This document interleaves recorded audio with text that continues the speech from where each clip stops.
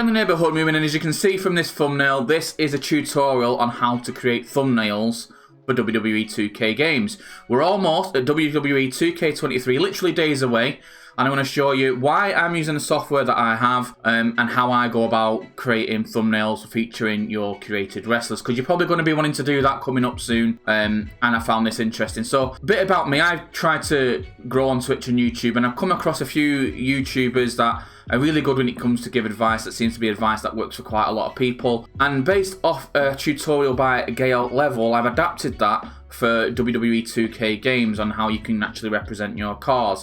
So I'm going to jump into it in a second, but all of his links, his YouTube channel, his Twitter, that sort of thing, I would definitely suggest you go and check him out. All of them are going to be in the description below. If you are new to this channel, if you like the content that I'm producing, you may want to give me a subscribe, and don't mind if you do like this video. We're going to jump into it straight in a second. We're just going to transfer over. Don't know what that is on my lip, so I do apologise, and we're just going to get straight into it. 1 second. So I use Affinity Designer.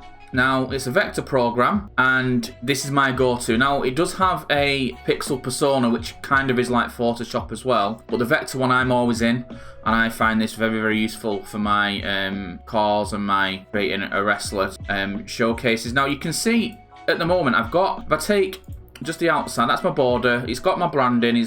My branding's always pinkish, purple, and blue, and like a neon Tokyo sort of thing. And all I've done is I've placed on top of my original image, I've placed a blur on it, and then I've overlaid that with my branding colour with a slight opacity to it, and I normally do it about 90. So, and then that for me kind of works, because the first thing I learned from the tutorial that I'm going to link in the description is you want your subject separated for the background. So the way we're going to do that is we've already blurred on this image, which is the My Fictitious Universe Storm Training Academy. We've put a blur on that, okay, and then I've put my branding colours onto it so it stands out on thumbnails for people who are looking for my things going forward. So I'm going to talk you into, and this is in a one take, so I do apologise, it will be edited, but why I'm kind of using Affinity Designer. So you've got this board called Assets, which you can add them yourselves. I'm not going to go into depths of them, but I've got WWE2K logos, so I can just drag that across if I want it when I need it. I've got miscellaneous logos, so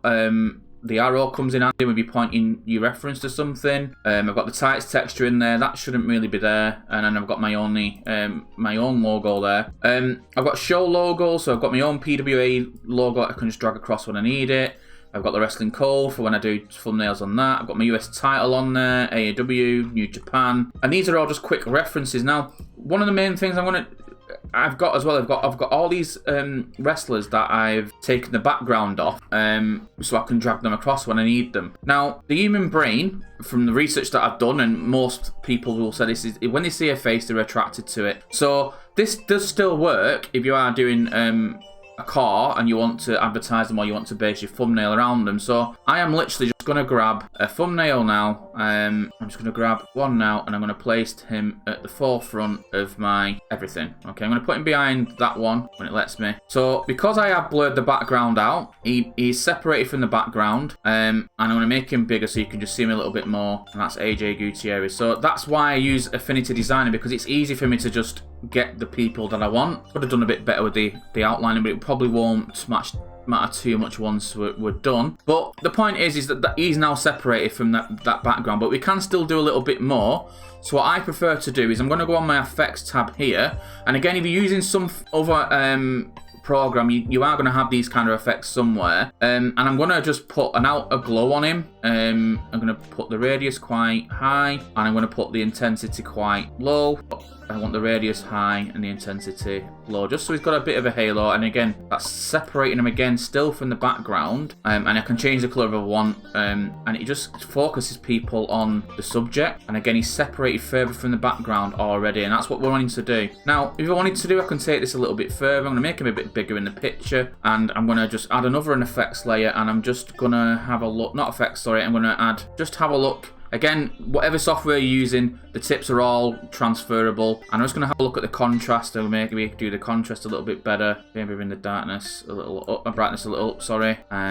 Maybe have a look at my vibrance option, and then bring the saturation up a little bit. And straight away, we've separated from the background, and I've done a little bit of editing on the character. Not a lot. You can see there's not a lot of editing to do. And straight away, we've separated him from the background, and we can clearly see what we're trying to do. Now, if I wanted to, I don't think I will do for this thing, but for example, if I wanted to say, stop doing this, and I'm in his face, I could drag my arrow on and just bring that in, and I'll have my text underneath, and I'll just point it to him, and that gives the audience, the person that's looking at the thumbnail, going, what am I need to stop doing? And then they'll probably read the description underneath, and of what the stop doing is. Bit of a clickbaity tutorial bit for you. But we do need like a bold, a simple to read font, and my go-to at the moment is Subspace, and I'm just gonna put my car. Oh no, sorry. Create car. No. My car. I'm gonna have that there, and then I'm gonna have another layer. I'm gonna do it again. Sorry, thumbnail. So I'll probably edit this bit out. My car. So what I'm going to do first of all is what I like about Affinity is look at I've got snapping on. So all these things help. So I've got my car thumbnail there. I'm going to blend them two together. Not spelt thumbnail right. Might move him across a bit just so I can emphasize. You want the text bold, but you want the text on the left hand side usually, so people do come into it. And what I need to do is just add them two together with the group options. So I'm going to have them as one thing, but you might not have that on your software, but it's once you've got it in. So now I've done that, what I am going to do on the effects on this one, I am just going to put an outer shadow on there. Again, we want to separate it from the background, a little bit of an offset. Again, make the thumb. I want that to be above subject, not there obviously, and there we have it. So step one, what you want to do is you want a decent subject straight away, separate them from the background, and in some blurs, edit the photo a little bit just to even separate them further with like some sort of a glow, and then you want some bold text, and there you have it. This will be the thumbnail for this video. If you have found this useful, please do like and subscribe. Follow all of my details down below and the Friendly Neighborhood movement, and I do hope you found this useful. We'll see you on 2K23.